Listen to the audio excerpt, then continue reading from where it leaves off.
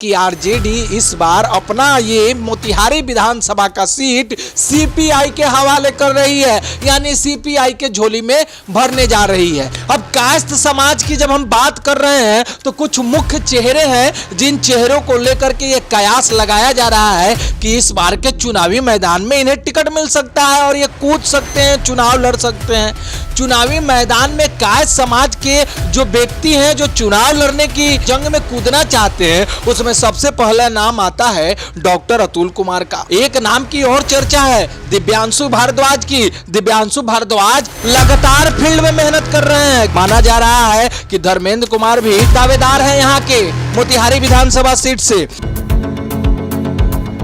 नमस्कार, आप देख रहे हैं फाइनल पोस्ट पुरुषोत्तम के साथ।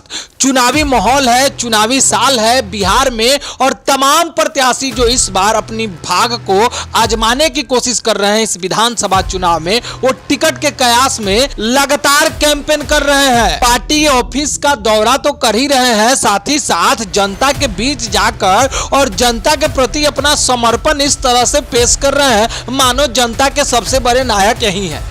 अब बात हम मोतिहारी विधानसभा क्षेत्र की ही कर लें।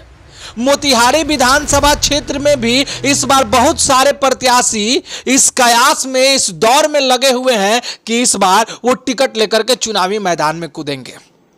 बरसों से मोतिहारी का सीट भाजपा के खाते में रहा है और भाजपा के नेता प्रमोद कुमार लगभग 20 वर्षों से यहां विधायक बने हुए हैं। इस बार हवा का रुख कुछ और है। तमाम तरह की कयास लगाई जा रही हैं और इन कयासों के दौर में, इन कयासों के बाजार में यह बात सामने आ रहा है कि इस बार प्रमोद कुमार के बदले कोई और चेहरा चाहिए। लोग चाय की चुस्की पर यह चर्चा कर रहे हैं कि 20 साल से लगातार प्रमोद जी बने हुए हैं, इस बार भाजपा को टिकट किसी और उम्मीदवार को देना चाहिए, किसी वैसे नेता को देना चाहिए जो हमारा सर्वांगीण विकास कर सके। ये तो एनडीए की बात हो गई, वहीं दूसरी तरफ आरजेडी से भी तमाम लोग दावेदारी कर रहे हैं। लेकिन सूत्रों से जो जानकारी मिली है, जो अहम जानकारी फाइनल पोस्ट को मिली है, वो जानकारी ये है कि आरजेडी इस बार अपना ये मोतिहारी विधानसभा का सीट सीपीआई के हवाले कर रही है, यानी सीपीआई के झोली में भरने जा रही है। यानी मोतिहारी से इस बार एनडीए वर्सेस इंडिया गठबंधन, यानी भाजपा वर्सेस सीपीआई हो सकता है।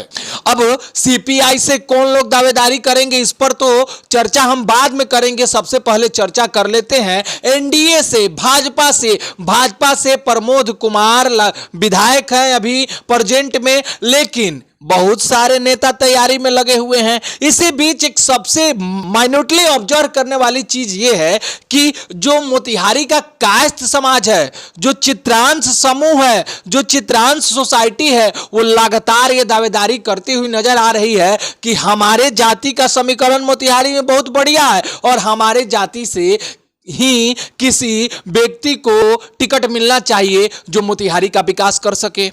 अब कायस्थ समाज की जब हम बात कर रहे हैं तो कुछ मुख्य चेहरे हैं जिन चेहरों को लेकर के ये कयास लगाया जा रहा है कि इस बार के चुनावी मैदान में इन्हें टिकट मिल सकता है और ये कूद सकते हैं, चुनाव लड़ सकते हैं। चुनावी मैदान में कायस्थ समाज के जो व्यक्ति हैं जो चुनाव लड़ने की जंग में कूदना चाहते हैं, उसमें सबसे पहला नाम आता है डॉक्टर अतुल कुमार का।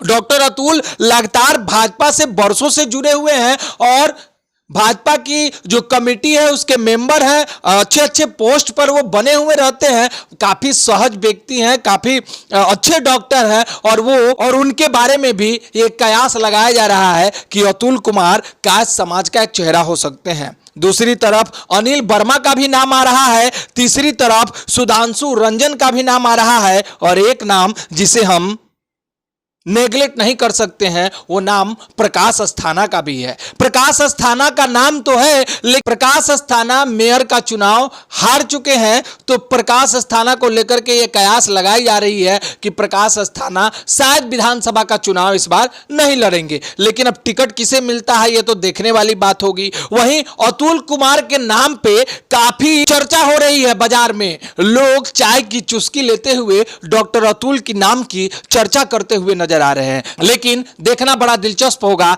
कि जो ये भाजपा की सीट है, इस सीट से क्या अतुल कुमार चुनावी मैदान में कूदेंगे, क्या उनको टिकट मिलेगा। लेकिन एक नाम की और चर्चा है, दिव्यांशु भारद्वाज की। दिव्यांशु भारद्वाज लगातार फील्ड में मेहनत कर रहे हैं। खेलों का महाकुंभ हो या फिर जनता जनार्दन से मिलने की जो उनकी लगातार प्रतिदिन की जो उनका जनता के बीच में इंगेजमेंट है, वो काफी बढ़ चढ़ करके है।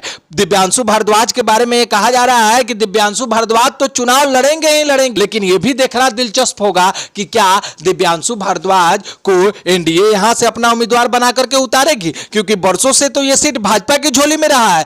या फिर दिव्यांशु भारद्वाज भाजपा के टिकट पर चुनाव लड़ेंगे, या फिर दिव्यांशु भारद्वाज निर्दलीय चुनावी मैदान में कूदेंगे। अब बात आती है वैश्य समाज की। वैश्य समाज का जो इन्वॉल्वमेंट है मोतिहारी विधानसभा चुनाव में, वो काफी बढ़ चढ़ करके है। लेकिन वैश्य समाज में बहुत सारे चेहरे हैं जो भाजपा के साथ भी जुड़े हुए हैं, जन सुराज से भी जुड़े हुए हैं, आरजेडी से भी जुड़े हुए हैं। तो ऐसे में वैश्य समाज से जो भाजपा से जुड़े हुए लोग हैं, एक तो प्रमोद जी सिटिंग विधायक हैं ही, तो क्या फिर से प्रमोद जी को टिकट मिल जाएगा। दूसरी तरफ डॉक्टर लाल बाबू भी है। तीसरी तरफ एक नाम जो लगातार चर्चा में है और लगातार सुर्खियां बटोर रहा है, वो नाम है धर्मेंद्र कुमार का।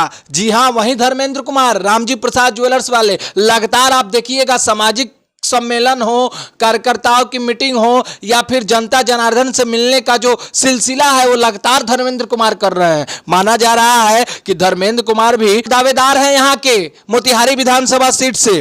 और एक नाम लक्ष्मण प्रसाद के परिवार के किसी एक व्यक्ति का नाम भी सामने आ रहा है कि ये भी वैश्य समाज से चुनावी मैदान में कूद सकते हैं। लेकिन जहां तक कि कायस्थ वोटरों की संख्या की बात है और कायस्थ समाज की जो मांग है, वो बड़ा गंभीर चिंतन का विषय है। विनोद श्रीवास्तव यहां से चुनाव लड़े थे और उनको लेकर के लगातार मांग चल रहे थे। विनोद श्रीवास्तव को कायस्थ समाज का समर्थन में मिला था, उन्होंने अच्छा खासा वोट लाया था। तो ऐसे में अगर एनडीए से कायस्थ समाज के किसी उम्मीदवार को उतारा जाता है, तो कायस्थ समाज का वोट तो मिलेगा ही मिलेगा, और साथ ही साथ एनडीए का जो अपना कुनबा है, अपना वोट कैडर है, वो भी प्राप्त होगा। तो अगर ऐसे समीकरण पे, इस तरह के समीकरण पे भाजपा कायस्थ समाज से किसी उम्मीदवार को टिकट देती है, तो उसमें आगे, सबसे आगे किसी व्यक्ति का नाम चल रहा है, तो वो अतुल कुमार का चल रहा है। जी हां, वहीं डॉक्टर अतुल कुमार, जिनको लेकर के लगातार चर्चा हो रही है कि इनसे अच्छा उम्मीदवार आखिर हो कौन सकता है। तो तमाम तरह की कयासें हैं, तमाम तरह के उम्मीदवार बाजार में हैं, तमाम तरह के उम्मीदवार जो हैं लोगों के बीच में हैं और लगातार कोशिश कर रहे हैं। लेकिन मोतिहारी से टिकट किसे मिलेगा, ये देखना बड़ा दिलचस्प होगा। और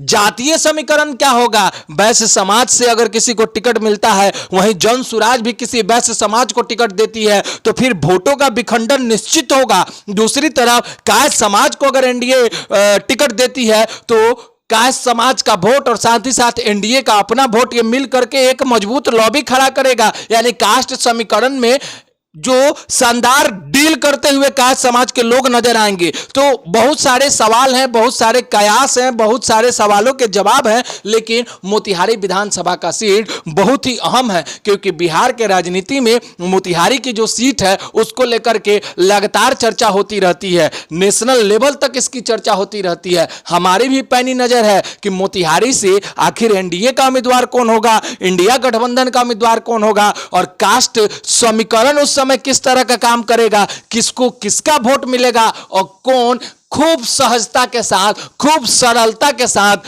हंसते हंसते चुनाव को जीत लेगा। यह देखना बड़ा दिलचस्प होगा। हमारी पैनी नजर रहेगी इस पर। कैसा लगा ये एपिसोड, कमेंट बॉक्स में अपनी राय जरूर रखिएगा। बने रहिए आप हमारे साथ, देखते रहिए फाइनल पोस्ट। बहुत बहुत धन्यवाद।